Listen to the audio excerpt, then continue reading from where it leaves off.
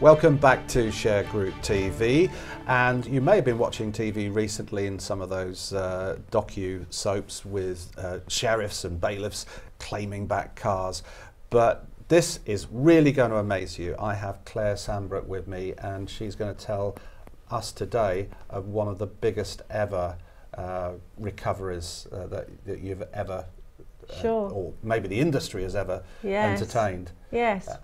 Well, we like to seize aircraft. Really? So we've kind of done the car thing. So aircraft is something that we like to go after, and when they land in England and Wales, and there's a judgment against the owner of the aircraft, then we're able often to seize it and impound it until the judgment is paid, or we sell the aircraft. Pretty valuable. Well, the last one that I did, we seized a Gulfstream jet, which was valued at $19 million, privately owned, and beautiful inside, and landed at Luton Airport and was impounded until the debt was paid. So what was the story? How did this guy, I mean, obviously must have been a billionaire to own it in the first place. Yes, it had several owners, and basically it was actually a spat between a Saudi and a Dubai company. And they actually came to London to achieve a judgment, which was where they wanted to get their litigation completed. And so they ended up with an English judgment.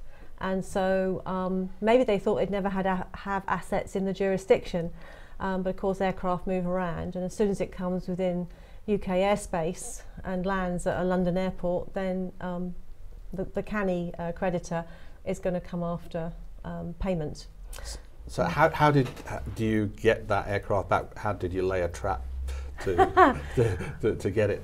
Well, we had a fantastic judgment creditor, in-house counsel for the Dubai company, and she was instructed by her boss to get the judgment debt paid, which was £7.5 million plus costs. And so she rang me up one day and she said, I understand you can seize aircraft. I think I might have one coming into London. What can you do for me? So I explained, as I'm going to explain to you, the process, and she was a bit nervous because she had to spend a court fee of around £156 with me, but I did explain that she was looking to get back £7.5 million, so maybe that wasn't a bad investment. Small percentage. Small percentage. Anyway, I coaxed her into making this huge decision to seize the aircraft, and of course there was no cost to her of taking the steps. So what happens is we track aircraft. You know, you've got apps on your phone now. You can track any aircraft actually. Once you've got a registration number, and we also have links with the Civil Aviation Authority, who will help us identify incoming aircraft. And what we do is, as soon as we know it's incoming and it's on its flight path, then we ride out to the airport where it's going to land, and we get in touch with the ops team at the chosen airport. This one was Luton, and they basically understand that we have a court order to impound the aircraft. We have a writ of control, and therefore, you know, they work with us to hold the aircraft on the ground. So at Luton it was held on the ground, and it actually stayed on the ground for 2 months, and the parking fees, I think, for the aircraft by the time it left the jurisdiction was £90,000. My God. We spent at Luton Airport. So they were happy. They had a nice asset sitting on the ground. Yeah, big earner. And we went down to the hangar and checked it all out. We use experts to look at the aircraft, assess it, and check its maintenance. One of the practical problems with aircraft is that they are extremely difficult to maintain, because they have various, as you can imagine, maintenance logs that have to be completed to keep the aircraft airworthy.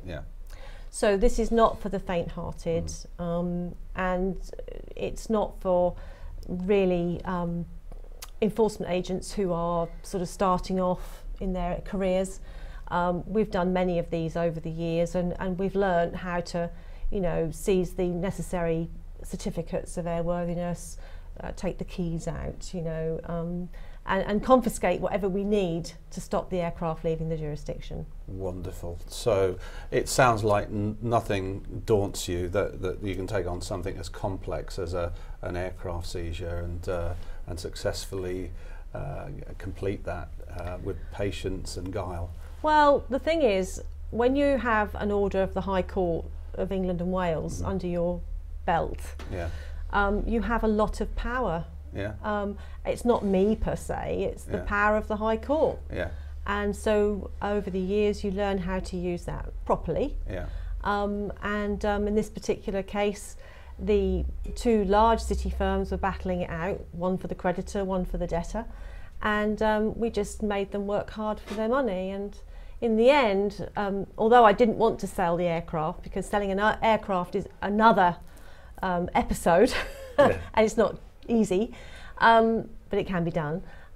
In the end, I think I put enough pressure on the Judgment Debtor's solicitors to realise that I wasn't going away.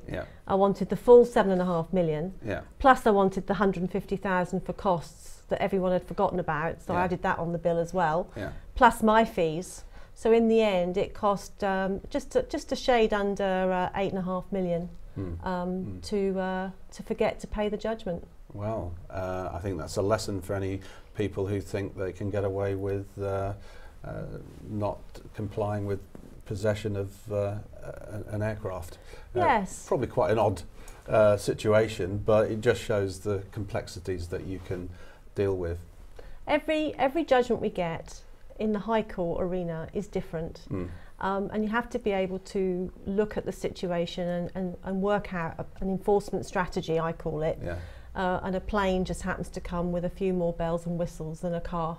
But once you know how to do it and you have the right team, then it's really straightforward process. There you go. So there you have it. It doesn't matter how large or complex the possession order is. Claire and Shergroup have a flying squad that can actually help retrieve and execute the court orders. So that's all from us here at Shergroup TV. Thanks for watching, and bye for now. Thank you.